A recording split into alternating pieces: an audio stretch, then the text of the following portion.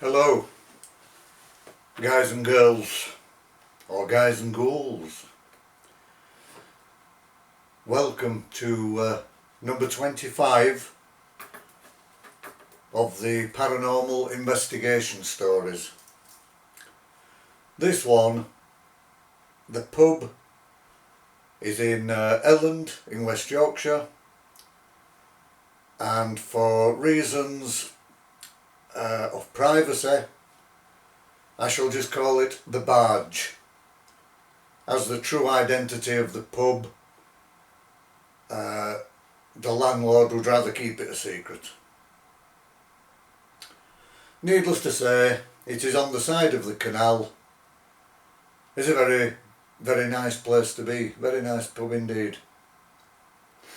That particular night, there were quite a few of us turned up for the investigation. There was myself, obviously. There was members of a group from Huddersfield called the True Circle of Spirit, in which Adeline Ratcliffe, Dion Child, John Maunder, John Fox, all turned up to share their mediumistic abilities during the investigation. It was in this particular pub that I first met fellow metal artist and blacksmith Paul Atkins. And Paul, if you ever get to watch this, love you, man. We got on so well, and we continue to get on well, right up until the point of Paul moving down into the West Country. He went to live in Devon, and I believe that he may actually be back up in Yorkshire now, in the Haworth area, but I haven't heard or seen anything of him for quite a while. There was a lady there called Sharon Royals, the pub landlord, of course, and the investigation began. We all sat down and concentrated, tried to get ourselves into a meditative state, the alpha state if you like, where we tried to bring both worlds that little bit closer together, to join the spirit world with our world, so that we were able to communicate, and vice versa, they were able to communicate with us, which was, of course, most important. As we all sat there in the darkness, concentrating, there were several noises were heard from around the bar area, and where the bar was, there had been the spirit of a former landlord. He had been seen in that area, and it was quite often that the bar staff, while working there, had noticed that glasses were falling off the shelf, or more so, they were being pushed from the shelf. Beer pumps would be turned off, they would be turned on. There were feelings of them being touched by an unseen hand, but they said they could definitely feel a hand on their arm, on the leg, wherever. And as I say, while we were there in this meditative state, we did begin to hear the sounds coming from behind the bar. So we set a few cameras up pointing in various different directions to see if we could actually pick anything up. And what we did find, on looking back on those films, were obviously, again, there were plenty of orbs about, orbs moving in all manner of directions, some as big as footballs and some as tiny as a golf ball. Some of them did appear to be moving to order. When people were calling out, orbs were rolling out towards them. Quite a few people said that they could see the orbs with their naked eye, which kind of gives credence to the possibility that these would indeed be sentient spirit rather than moisture, dust, insects, etc. From there we split up into little groups. Paul and I, we went down into the cellar area. Again, the cellar had been noted to have quite a lot of spiritual activity, and a lot of the bar staff were afraid to go down there. They were very frightened to be there all alone. The landlord was of Irish descent, and he said that he believed that it was a Clurichaun which was living within the cellar and creating mischief. The Clurichaun is a relative of the leprechaun. Both of them like to create mischief, both of them love to create trouble, and the Clurichaun in particular likes to get drunk. Don't we all? And the drunker he gets, the more mischief is caused. And down in the cellar again, lights have been turned on, they've been turned off. There has been feelings of cold breeze blowing despite it being underground where no breeze could blow. A shadow figure had been seen in the storage area where the beer kegs were stored. A shadow on several occasions had been seen going past. And there was a general feeling of unease and this general feeling of being watched. And again, as I say, the bar staff were quite reluctant to go down. While we were down there, Paul and I noticed that there was an arch-shaped, a doorway for want of a better word, which had been bricked up. And we did wonder what was beyond this particular bricked up area. Did it lead into another part of the cellar? Clearly there was something behind it at one point. Coming out of the cellar, we asked the landlord if he could explain to us about this particular part of the building. And he said that it had been bricked up, and in going back in time in the history of the pub, that there had actually been a tunnel there, a tunnel which had been built from within the pub cellar, which led right out onto the canal itself.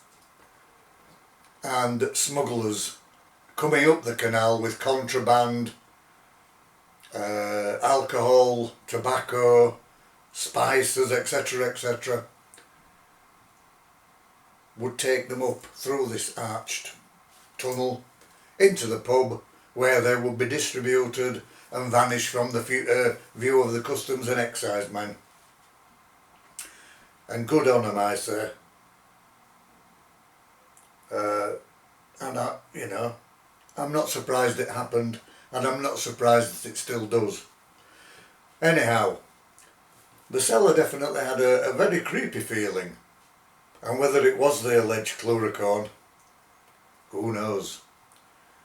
We didn't actually find evidence of him, but it was quite a scary atmosphere within there. The group got back together and we discussed what we had experienced and what we had seen. And several of the people, John Fox in particular, said that he had heard voices. He had heard a voice saying to him quite clearly in his ear, "What are you doing here?" And when he had replied, they had told him to get out. They told him to get out because he did not belong there. They said that this pub belonged to them. And we asked again the landlord the history of the pub, and he gave us several names of previous landlords.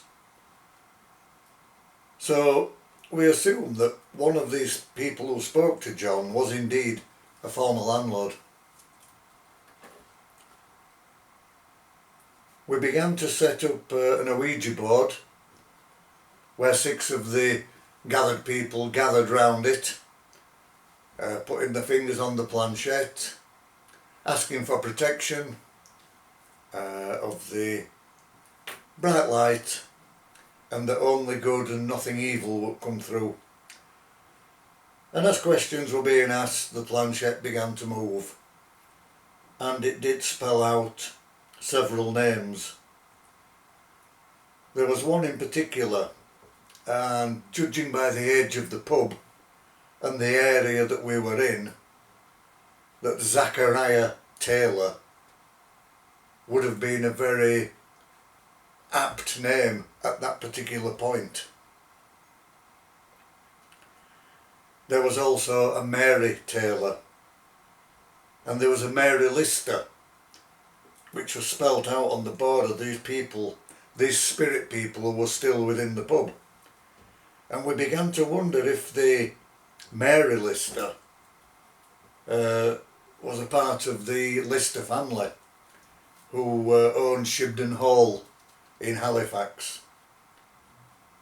The description of her age, her name, the age of her death, etc., all fitted in very well with Mary Lister.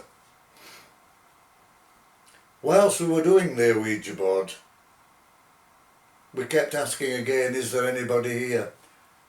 And when we said, is there anyone here, he got the old